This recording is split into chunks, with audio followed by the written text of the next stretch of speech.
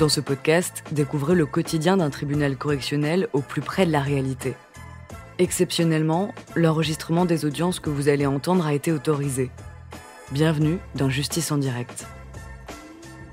Nous remercions Elisabeth Gadoulet, ancienne présidente de la Chambre correctionnelle de Tarbes. L'audience est ouverte, vous pouvez vous asseoir. Bien, faites-le installer derrière le micro. Dites-lui de rester debout, s'il vous plaît. Voilà, tout de suite. Vous êtes interprète assermenté, vous avez prêté serment, donc inutile de recommencer. Alors, il s'appelle bien Mihail, né à Craiova, en Roumanie. Bien. Alors, sont prévenus avec lui 3 autres personnes. Tous les 4, ils sont prévenus d'avoir, le 12 novembre 2011, à Vic-Fezensac, frauduleusement soustrait des bouteilles d'alcool au préjudice du responsable du supermarché Carrefour Market, cette soustraction étant commise par plusieurs personnes agissant en qualité d'auteur ou de complice sans qu'elle constitue une bande organisée. Vol en réunion à Vic-Fezensac, Carrefour Market.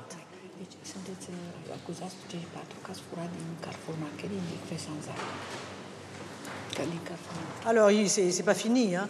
Il lui en est reproché encore 3 autres. Donc, il lui est reproché également un vol du même type de bouteilles d'alcool à Bourrispe le 16 novembre 2011 au préjudice du Carrefour Market, toujours en réunion.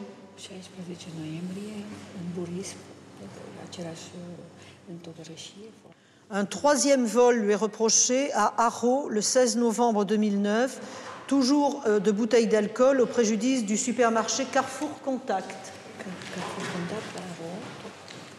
Et enfin, dernier vol qui lui est reproché à Ancizan le 16 novembre 2011 également, toujours des bouteilles d'alcool au préjudice du supermarché Intermarché à Ancizan et toujours en réunion. Alors, lui, je crois qu'il a une profession. Il l'annonce comme profession jardinier. Il a exercé cette profession quelque part ?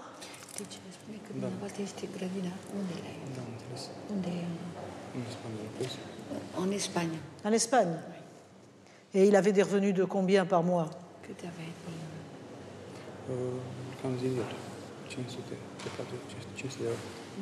Environ 500 €. Et là, il est détenu pour autre cause à la maison d'arrêt de Périgueux. En période de saison, pardon. Hein ? Pardon, excusez-moi. En période de saison. 1 000 € environ. 500. Ah, 500, j'ai compris 1000. Et il est détenu pour autre cause à la maison d'arrêt de Périgueux. C'est également des vols de ce type-là ?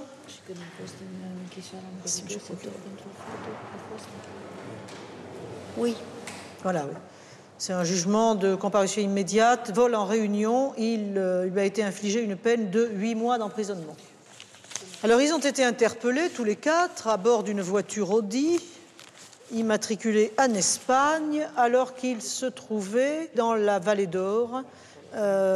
Et leur véhicule a été découvert chargé de bouteilles d'alcool, extrêmement nombreuses d'ailleurs. Où ? Hein, c'est bien cela. Oui, il demande où ? Il a été interpellé sur la commune de Bourrispe. Comment on a vu Bourrispe ?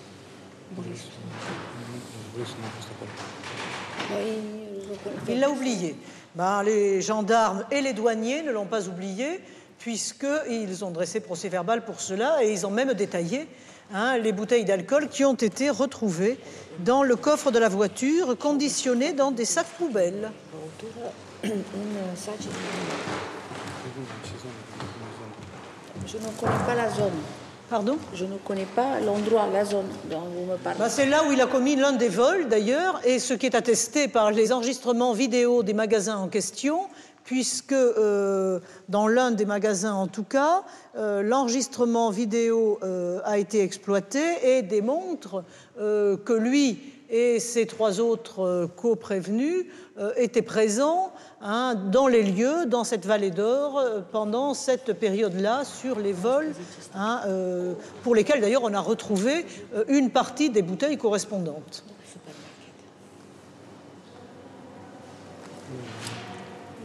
Bien, en tout cas, on les a reconnus tous les 4 Et le préjudice est quand même extrêmement important. Il s'agissait d'un véritable commerce qu'ils étaient en train de préparer, puisque le premier vol, il y a eu quand même 19 bouteilles, 10 de champagne et 9 de whisky pour un préjudice de 578,90 €.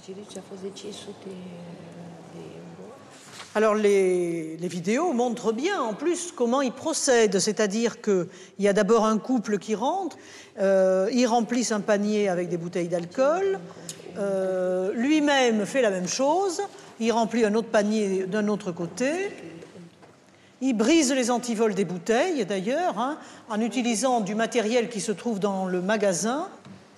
Est-ce qu'il confirme ?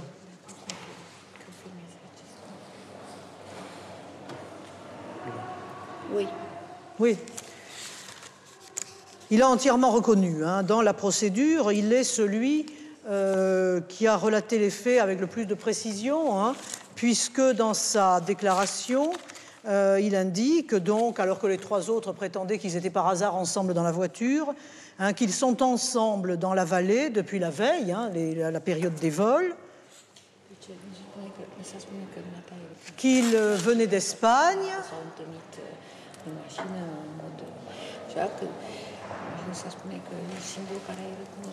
Et il explique comment il volait, parce que c'est vrai qu'on se dit des telles quantités d'alcool, il faut quand même les sortir. Mais bien sûr, il y avait la poussette du bébé qui était vide. Il n'y avait pas de bébé, mais il y avait ce qui le remplaçait.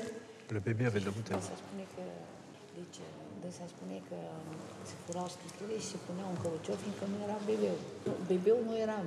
Il veut dire qu'il en mettait sur lui aussi, je crois, parce qu'ils en mettaient aussi dans des maillots de bain qu'ils portaient sur eux. Donc, effectivement, il y en avait aussi sur eux. Bon, donc il dit qu'il ne rentrait pas avec la poussette vide, il rentrait avec la poussette avec l'enfant. Donc l'enfant, il était bien dans la poussette. Ah, il y avait bien l'enfant, oui, non, mais on complétait la poussette, alors. On complétait căruciorul. Oui. Bien, alors il dit hein, c'est pour ça qu'en plus on peut prendre ces déclarations, en plus des constatations des vidéos, on a ces déclarations, il dit pour éviter que les portiques sonnent, nous enlevons les autocollants et les laissons sur place, et effectivement, on retrouve dans les différents magasins hein, tous les emballages sonores hein, qui se seraient déclenchés si effectivement ils étaient sortis. Avec cela, on les retrouve jetés dans différents endroits des magasins. Oui, j'ai compris. Voilà. Et alors il dit, mais là ils se sont trompés un petit peu, nous faisons des repérages, nous ciblons en particulier les supermarchés dont nous pensons qu'ils ne sont pas équipés de caméras. Nous tapons dans les 3 à 4 heures suivant le repérage. C'est quelque chose d'organisé, c'est une opération organisée. On en a 4, je pense qu'on aurait pu peut-être en avoir d'autres. Și după aia, adică veniți înainte să vedeți, reparați cum ar veni, veniți să vedeți locul înainte să furați. Venim să vedem locul, nu... Adică să vedeți dacă e o cameră de la vedere sau nu. Păi nu, dar să nu umblăm la noaptea cu magazine ca să vedem... Nu prin magazine, în afară de magazine. Da, am înțeles întrebarea, dar nu... Să vă spun eu... În dimineața. Dimineața, zic, nu umblăm dimineața să ne uităm la magazine dacă au camere sau nu. Nu, dimineața, deci ok. Numai dimineața vă uitați și după aia veniți, hotărâți dacă veniți să furați sau nu. Il n'y avait qu'une question. Hein. Oui. Nu avem niciun șef, nu hotărâm. Oui, voilà. On n'a pas de chef. En fait, je lui ai expliqué pour la nuit qu'il venait repérer. Il dit non. La nuit, on ne vient pas. En fait, on passe le matin et on... Oui, mais je n'avais pas dit la nuit. Hein. J'avais dit il repère. Je n'avais pas dit que c'était pendant la nuit. Hein. Voilà. Donc le matin, ils viennent, mais ils ne repèrent pas. Ils n'ont pas de chef. Vă uitați dacă sunt la camerele la vedere? De afară? De afară. Non, on ne regarde pas depuis l'extérieur s'il y a des caméras de... Alors, j'allais dire, ils ont quand même une certaine morale quelque part, puisqu'ils respectent quand même certaines normes, puisqu'ils disent Adrian reste au volant de la voiture, on lui demande pourquoi n'intervient-il jamais dans les magasins, parce qu'il est le seul à avoir le permis de conduire. C'est ça. J'ai compris. Hein, c'est cela. Oui. Est-ce qu'il peut nous dire où ils écoulent tout cet alcool? Parce que ça fait quand même une grosse quantité. Je ne pense pas qu'ils aient l'intention de le boire. Alors, est-ce qu'il pourrait nous indiquer comment ils l'écoulent? Botezul fetei Alexandra Mangan și de asta mai mult. Nu le vindem. Donc on ne les vend pas, ces bouteilles. On a pris toutes ces bouteilles parce qu'il y avait le baptême de la petite fille de Alexandra Manuela.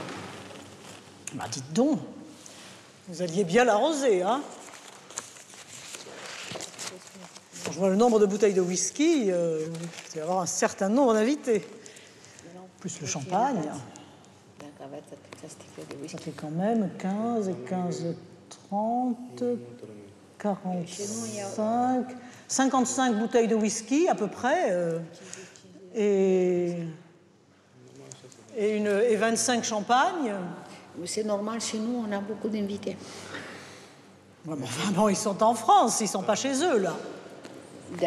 Data ești în Franța, nu erai în România. Encore fallait-il passer la frontière avec tout ça, hein? Să facem în România, să faci botezul în România, nu se face Voilà, în Franța. on allait faire le baptême en Roumanie, pas en France. En Roumanie, donc ils comptaient passer la frontière, les différentes frontières avec tout ça. Les douanes, quand même, interviennent de temps en temps. Vama intervine. Et à Périgueux, c'est la même chose, je suppose. Și la Périgueux, la fel, tot pentru... Este acuzat pentru furt de sticle și este acuzat.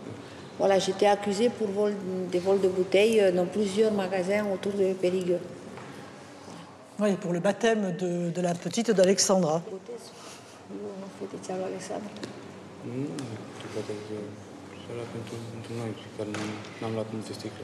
Voilà, ça c'était pas beaucoup de bouteilles, c'était pour nous. Ah, ça, c'était pour eux. Bien, des questions, monsieur le procureur, je ne saurais pas où ils sont. Pas de questions, madame le président. Dites-lui de s'asseoir. Vous allez lui traduire au fur et à mesure, si vous voulez, ce que demande monsieur le procureur. Hein? Oui, voilà. Bien, monsieur le procureur, vous avez la parole pour vos réquisitions. Oui, madame le président, quelques très rapides observations dans cette procédure. Nous sommes le 16 novembre 2011. À Bourisp, les services de gendarmerie procèdent au contrôle d'un véhicule à bord duquel se trouvent 3 personnes. 3 ressortissants roumains qu'ils soupçonnent d'être l'auteur d'infractions, et l'ouverture du coffre du véhicule en présence des services des douanes qui permettront d'y procéder permettront effectivement la démonstration des infractions qu'ils soupçonnaient avoir été commises, puisqu'on va découvrir dans des sacs poubelles en vrac une quantité impressionnante de bouteilles d'alcool, qu'il s'agisse de bouteilles de whisky ou de bouteilles de champagne. Et vous savez, Madame le Président, parce que votre juridiction a parfois à juger ce genre de procédure, il s'agit en réalité d'une véritable expédition où l'on va procéder, je ne dis pas au pillage d'un certain nombre de magasins, mais à des vols systématiques et systématisés, afin de, et ça c'est l'expérience qui nous l'apprend, afin en réalité de revendre dans d'autres pays et notamment en Espagne ces marchandises dérobées. Et il ne s'agissait pas, bien évidemment, vous le devinez, Madame le Président, en l'espèce, d'arroser copieusement le baptême de l'enfant qui était présente lors du contrôle.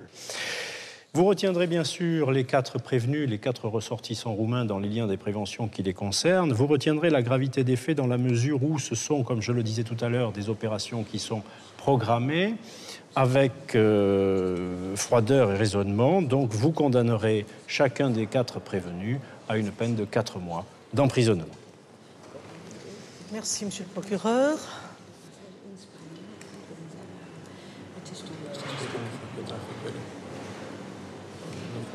Alors, il va se lever et dire ce qu'il a à dire pour sa défense, puisque je vois qu'il commence à parler. Là, vous traduisiez, mais il commence à parler. Alors, autant que le tribunal sache ce qu'il dit.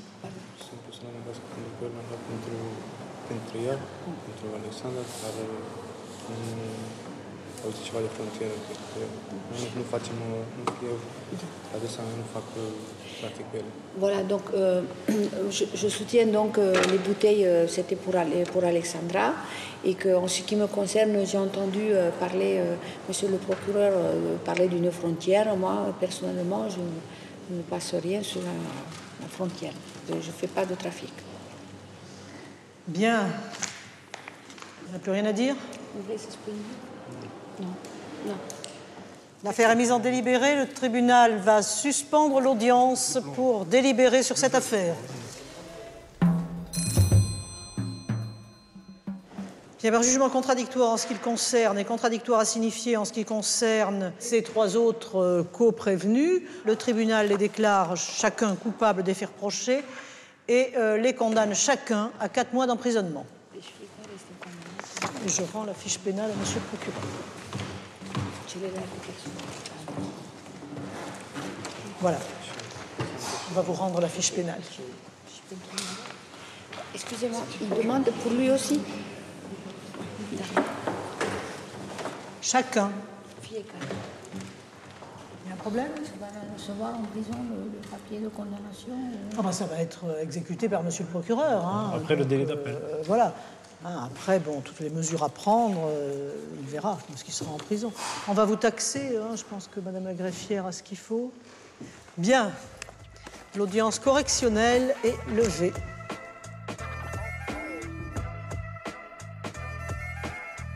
Vous venez d'écouter Justice en direct. Si vous avez aimé ce podcast, vous pouvez vous abonner sur votre plateforme de podcast préférée et suivre Initial Studio sur les réseaux sociaux. Justice en direct est une coproduction Initial Studio et Morgane Productions. Ce podcast est une adaptation de la série documentaire En direct du tribunal, produit par Morgane Productions, écrit par Samuel Luret et réalisé par Anne Laurière. Production exécutive du podcast Initial Studio. Production éditoriale du podcast Sarah Koskiewicz. Montage Victor Benabou. Musique La Grande Table. Illustration Paul Grelet. Avec la voix de Pauline Josse.